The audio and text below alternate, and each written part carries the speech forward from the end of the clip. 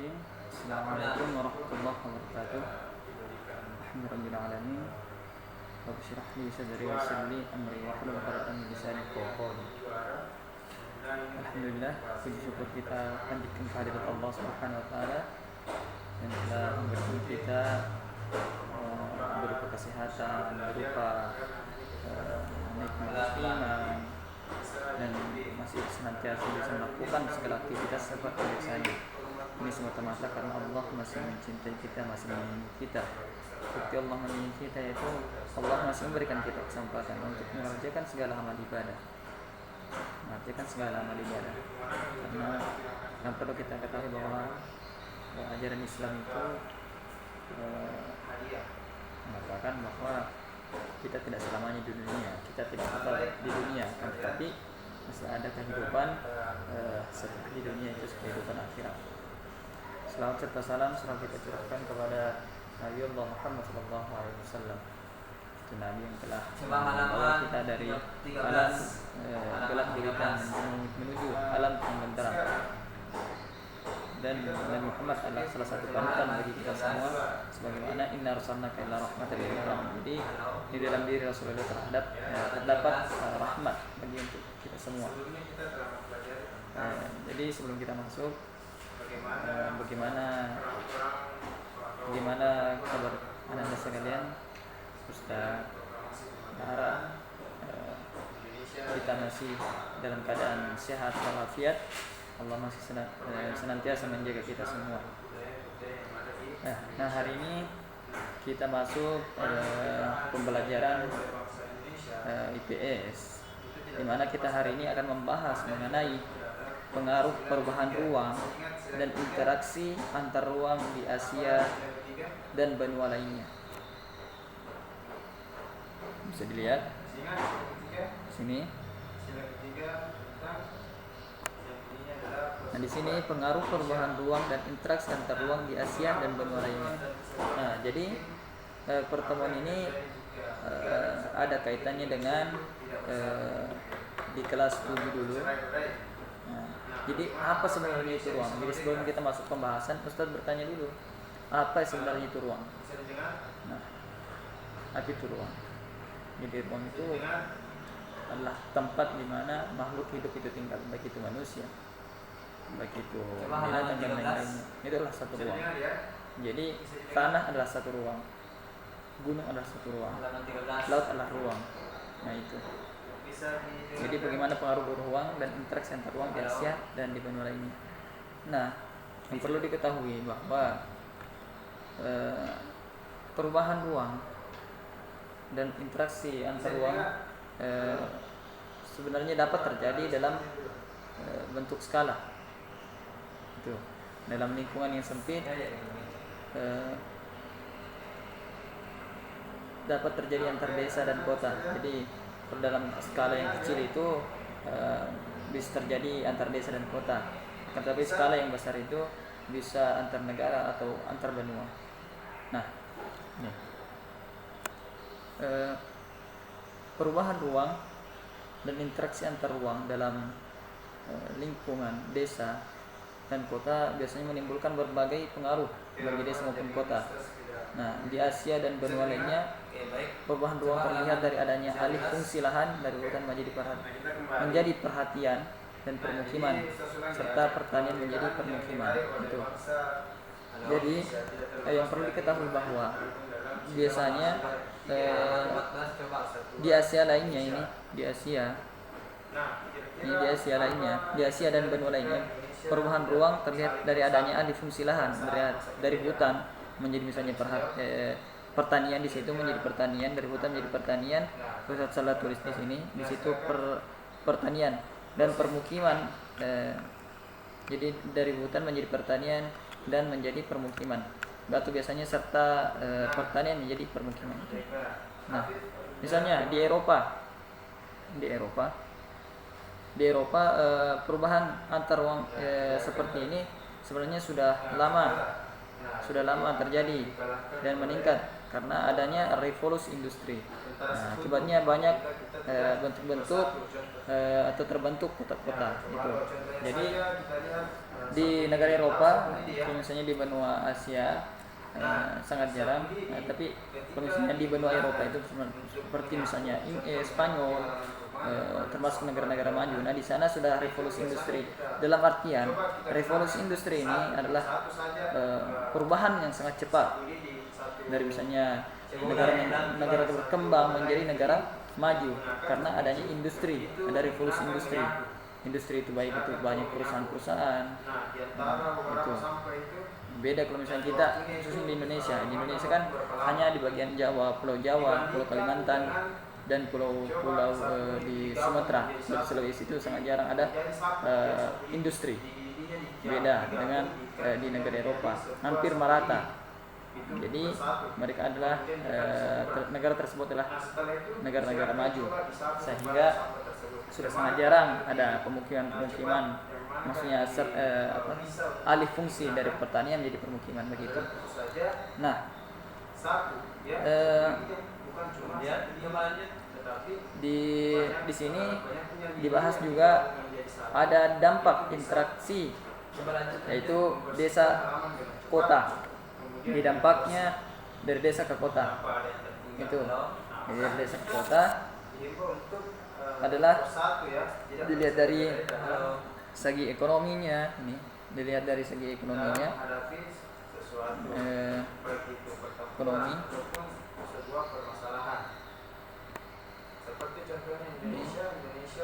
Bisa dilihat dari segi ekonominya, ada sosial budaya, ada politik, ada pendidikan. Nah, jadi sebenarnya dampak dari interaksi desa ke kota itu yang pertama itu semakin beragamnya orientasi mata pencaharian dari yang pertanian menjadi industri yang dimanfaatkan hasil pertanian. Tuh. Jadi pindah ke halaman 15. Yang lain ada yang lain? Jadi dampaknya adanya dari desa ke kota itu karena mata pencaharian semakin beragam itu. Yang dulunya desa ini masih menggunakan alat-alat yang tradisional, tetapi dengan adanya hubungan antar desa dan kota itu, maka menjadi industri yang itu berkembang menjadi daerah industri.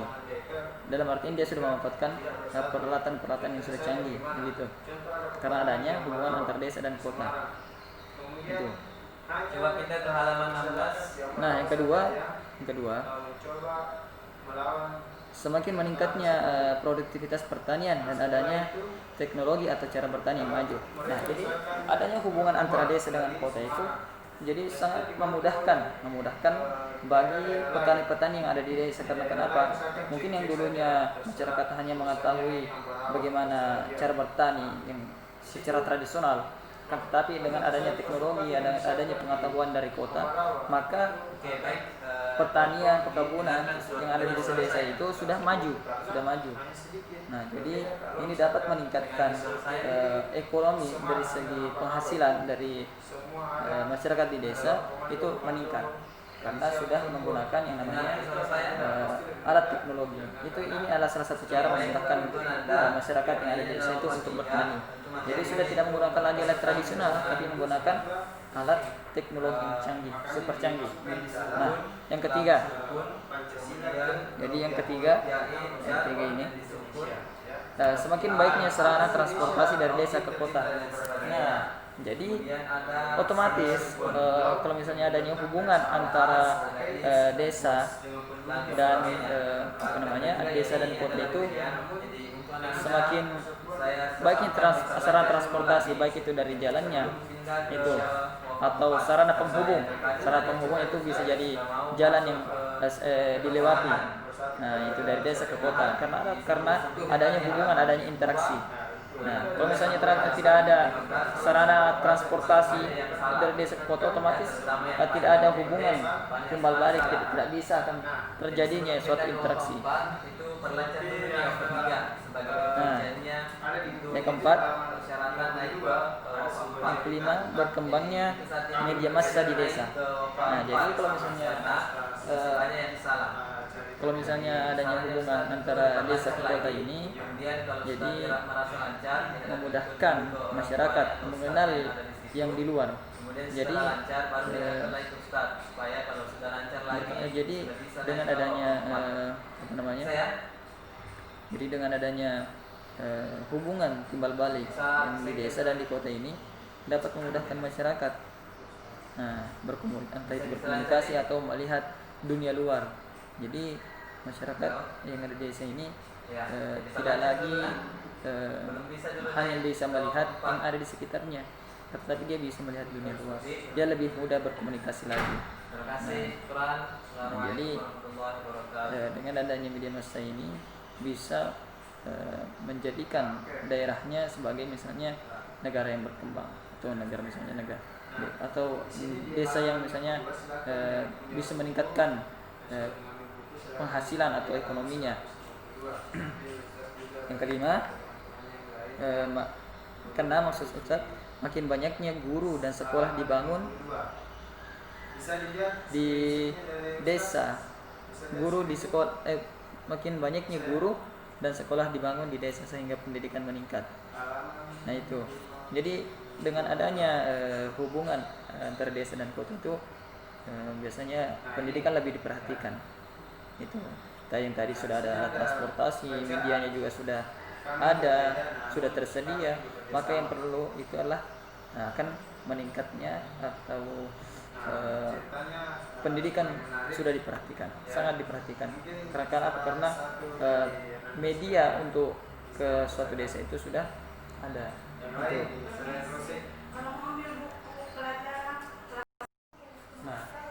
Saya lanjutkan.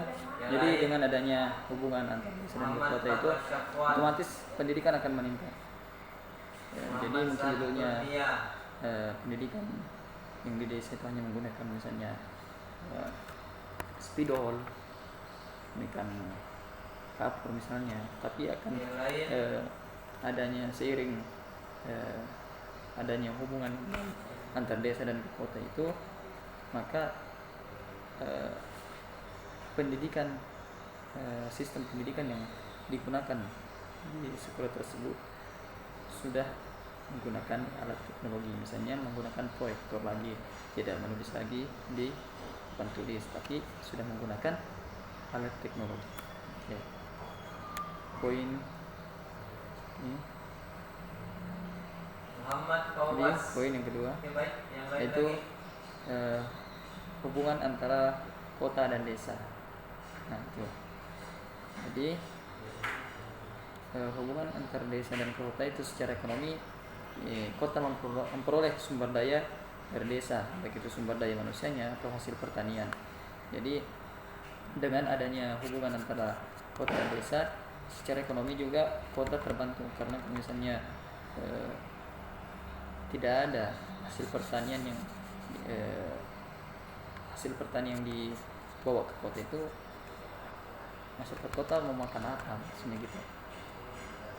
Makan apa? Kan di kota biasanya dia lebih padat penduduk. Untuk bercocok tanam itu tidak bisa, karena kita tidak bisa menemukan tanah kosong gitu yang bisa ditempatkan untuk bertani. Beda dengan misalnya di desa-desa. Di desa-desa itu kita sangat mudah menemukan misalnya perkebunan, hasil pertanian itu. Karena di desa itu masih sangat minim pembangunan gitu. Nah, sumber daya manusia. Nah, di sini sumber daya manusia di sini misalnya masyarakat dengan sumber daya manusia di sini yang dimasukkan di kota itu adanya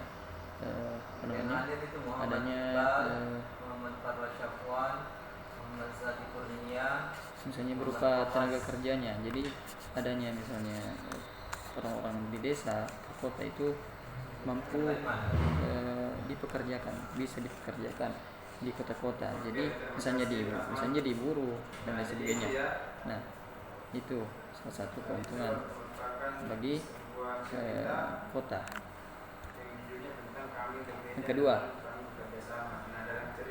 kedua itu penduduk desa yang bekerja di kota sebagian tidak menjadi penduduk yang sukses dan sebagian menimbulkan kemiskinan kota. Nah, jadi yang perlu diketahui bahwa tidak semua orang yang merantau ke kota-kota, misalnya orang yang merantau ke Jawa itu mereka berhasil karena kenapa? Persaingan sangat ketat di kota. Entah orang yang merantau itu dia tidak memiliki background pendidikan, mungkin sekolah SD saja tidak lulus, tidak ada ijazah SD. Bagaimana dia mau bersaing dengan orang-orang di sekelilingnya, orang-orang di kota? Itu. Jadi yang terpenting kita harus juga memiliki skill, Nah, jadi agar kita tidak menimbulkan kemiskinan di kota, tidak menjadi seorang pengangguran, setidaknya kita bisa bertahan hidup di kota. Itu. Penduduk. Yang ketiga itu kota dihuni oleh penduduk pendatang dari desa yang sebagian masih mempertahankan budaya atau cara hidup di desa. Nah, jadi jangan heran masih banyak orang-orang yang dari desa ke kota itu mempertahankan bagaimana cara bertahan hidupnya, bagaimana caranya dia bertahan hidup. Itu misalnya entah cara yang berpakaian, entah cara yang makan dan lain sebagainya. Itu misalnya dia membangun suatu rumah itu. Oke, kita lanjut. Sampai di sini ada pertanyaan Anda? Yang lain. Muhammad Iqbal B. Baca dulu belajar teman-teman.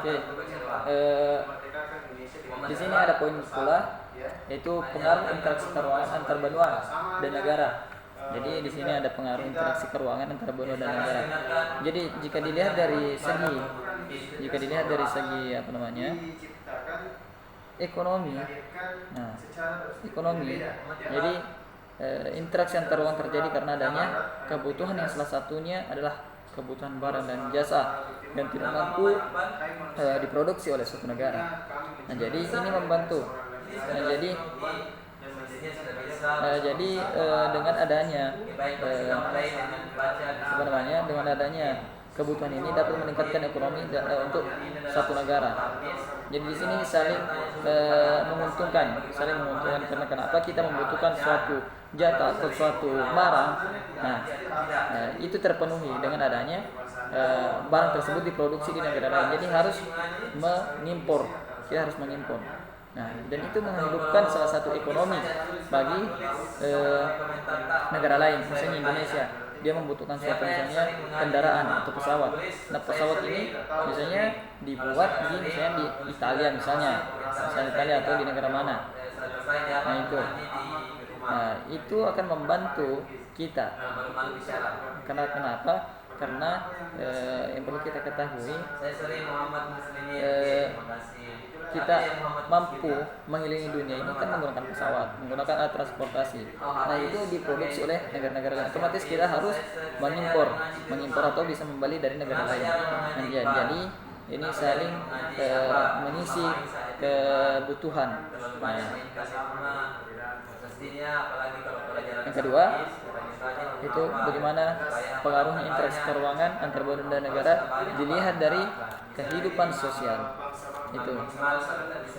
Jadi adanya interaksi antar negara dan benua juga melibatkan manusia sebagai pelakunya. Jadi interaksi sosial antar manusia memiliki kehidupan sosial berbeda kemudian. Nah, terjadi interaksi tersebut dapat terjadi dengan saling bertemu atau melalui media komunikasi. Nah, jadi dengan adanya misalnya alat komunikasi yang canggih, kita mampu berinteraksi tanpa bertemu atau tidak mampu atau tidak bertemu langsung atau tidak kontak fisik. Nah, itu kita bisa menggunakan media massa atau media komunikasi. Nah, ini membantu kita untuk saling berinteraksi, berkomunikasi, dengan bersilaturahmi itu. Jadi kita bisa berkomunikasi dengan penduduk dari negara-negara lain itu. Yang ketiga yaitu dilihat dari segi budaya budaya ini budaya. Nah, jadi ya misalnya budaya itu tidak hanya diartikan sebagai suatu tradisi dari nenek moyang kita, akan tetapi budaya itu adalah apa yang diciptakan oleh manusia, rasa dan karsanya manusia itu adalah suatu budaya. Jadi yang kita pakai ini, baju yang dipakai Ustaz itu adalah salah satu budaya. Ini menandakan bahwa ini adalah salah satu identitas budaya masyarakat Bugis misalnya atau masyarakat Indonesia yang dimiliki. Nah, itu. Jadi budaya dari suatu masyarakat yang perlu ketahui bahwa budaya itu tidak hanya berbicara tentang bagaimana warisan nenek moyang, tradisi yang kita kenal, tapi budaya itu bisa gambar pakaian, bisa jadi bagaimana cara kita minum, bagaimana makanan, keseharian kita masyarakat Indonesia itu adalah salah satu budaya. Jadi budaya dari suatu masyarakat dengan mudah disaksikan oleh masyarakat di daerah yang berbeda. Nah, budaya tersebut kemudian mempengaruhi budaya masyarakat yang menyaksikannya.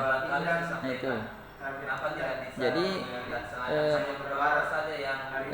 misalnya budaya ini budayanya orang Barat, caranya berpakaian. Misalnya orang Barat itu dia kan bikini, misalnya bikini. Afwan sebelumnya, misalnya orang Barat itu dia senangnya bikini di pantai. Nah, kita dengan melihat atau menyaksikannya kita terpengaruh. Jadi kita terpengaruh. Bahkan budaya-budaya orang Barat. Jadi kalau misalnya kita ke pantai, kita juga ini misalnya ikut-ikutan seperti orang-orang Barat itu berpakaian bikini misalnya ke pantai. Hal itu kan melenceng atau menyimpang dari budaya orang Indonesia.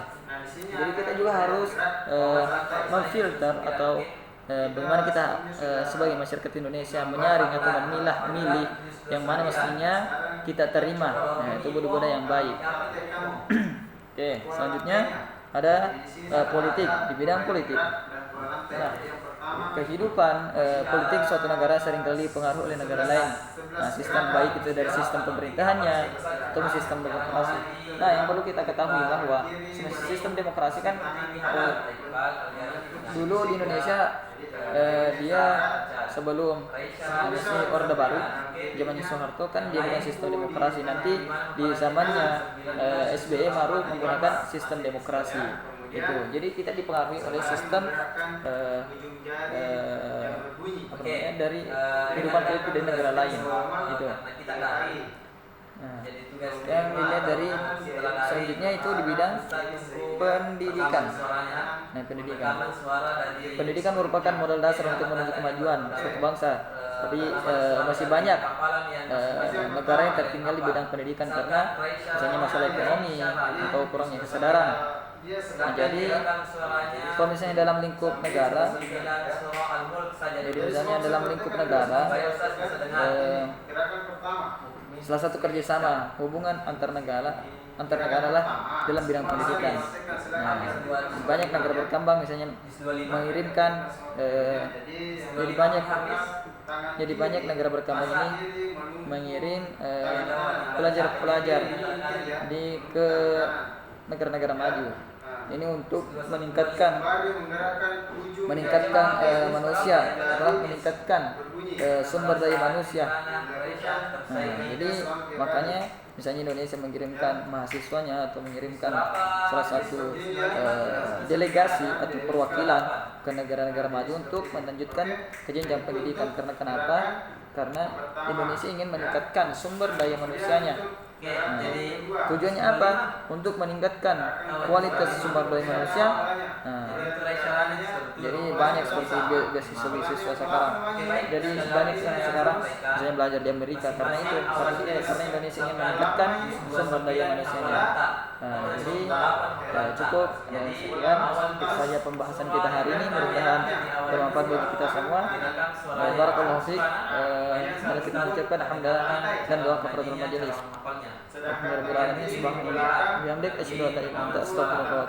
Assalamualaikum warahmatullahi wabarakatuh.